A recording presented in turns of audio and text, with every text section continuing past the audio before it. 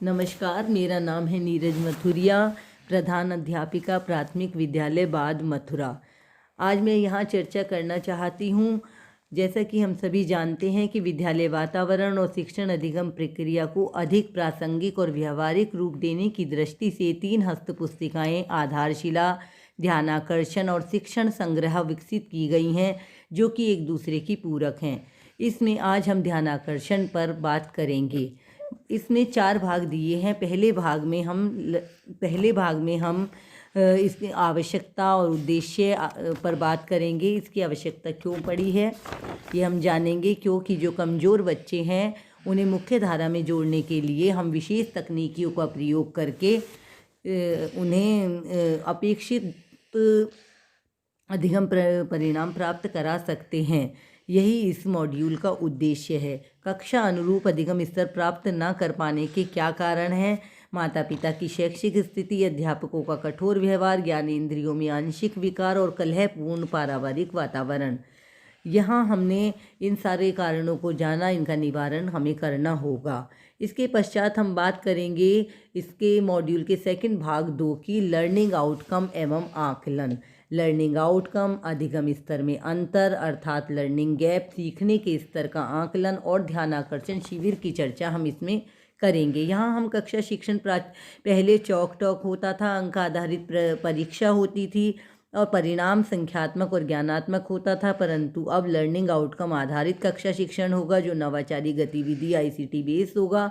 गुणात्मक और संख्यात्मक अवलोकन होगा। परिणाम भी विषयगत दक्षताओं की संप्राप्ति की जाएगी। उसके पश्चात हम जानेंगे लर्निंग आउटकम के अन्य नाम हैं अधिगम संबंधी परिणाम, सीखने के प्रतिफल, लर्निंग गैप को जानेंगे। वास्तविक अधिगम स्तर और कक्षा अनुरूप अधिगम स्तर में अंतर को हम लर्निंग गैप कहते हैं। सीखने का स्तर का आकलन कब करना है? शैक्षिक सत्र के प्रारंभ में करना है।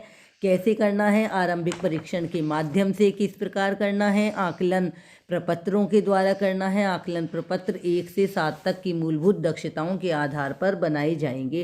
प्रश्न ज्ञानात्मक, बोधात्मक, अनुप्रयोगात्मक और तर्कात्मक होंगे, जिसमें बोधात्मक 50% होंगे।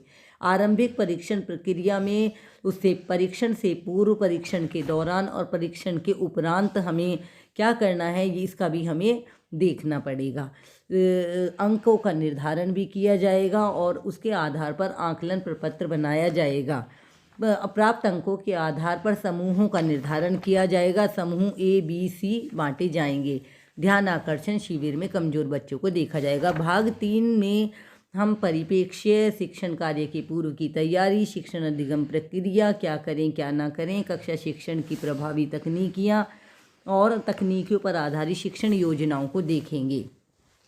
मेन इसमें मुख्यतः हम शिक्षण रणनीतियों को जानेंगे। यहाँ पर 18 तकनीकियाँ दी गई हैं, जो कि बहुत ही महत्वपूर्ण हैं। इनके आधार पर हम लक्ष्यों को प्राप्त कर सकेंगे।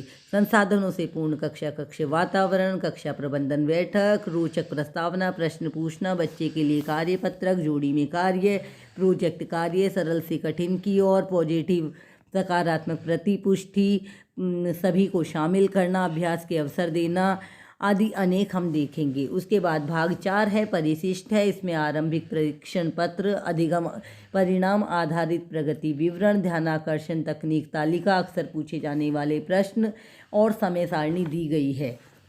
इस प्रकार हमने चारों मॉड्यूलों को देखा और इससे जाना।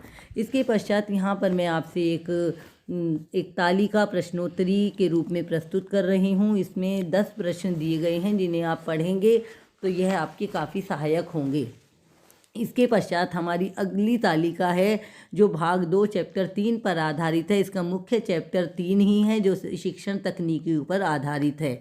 इसमें ध्यानाकर्षण मॉड्यूल के कितने भाग हैं, कितनी शिक्षण तकनीकियों की संख्या कितनी है, कैसे बच्चों को बिठाएं, किस तकनीक में क्या बातें की गई हैं, इनका हमने विस्तृत रूप से प्रश्नोत्तर के माध्यम से जवाब दिया है।